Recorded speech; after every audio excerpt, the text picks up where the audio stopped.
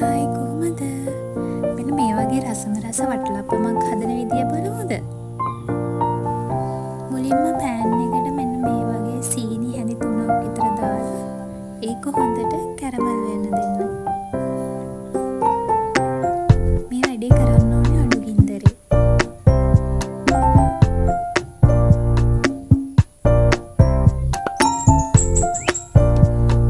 මෙන්න මේ වගේ පදමෙන්දී ඒකට ඉතුරු සීනි ටික දාලා හොඳට කාලම් කරන්න.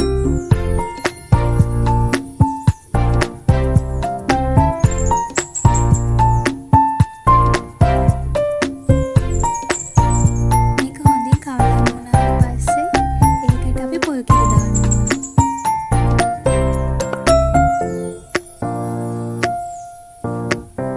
එනිසා කරල් දෙක තුනකුත් දාන්න.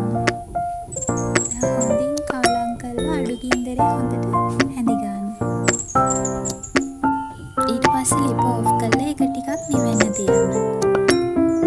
ඊට පස්සේ බිත්තර 3ක් භාජනයකට දාලා හොඳට ගසා ගන්න.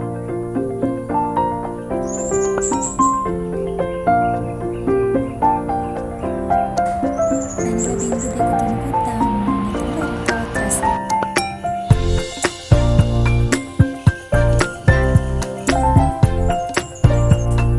මෙන්න මේ වගේ හොඳින් කවලම් කරගෙන අපි ස්ටීම් කරගන්න වාජනයේ හොඳට තෙල් හරි බටර් හරි ගාලා පැත්තකින් තෙල් හරි බටර් හරි ගාලා හොඳට ඊට පස්සේ අපි හදාගත්ත මිශ්‍රණය එකතු කරලා හොඳින් ගසා ගන්න ඕනේ. මෙන්න මේ විදියට පෙනෙන්න හොඳින් ගසා ගන්න ඕනේ.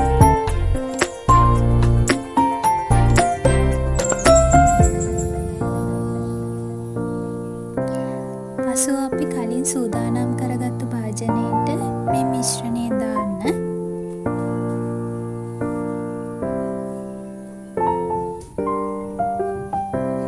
මම නම් මෙතනදී එම මිශ්‍රණය පෙරා ගන්නවා.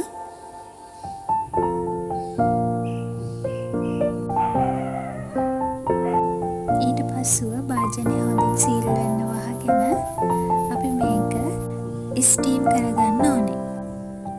මම මෙන්න මේ විදිහට තමයි ස්ටීම් කරගන්නේ.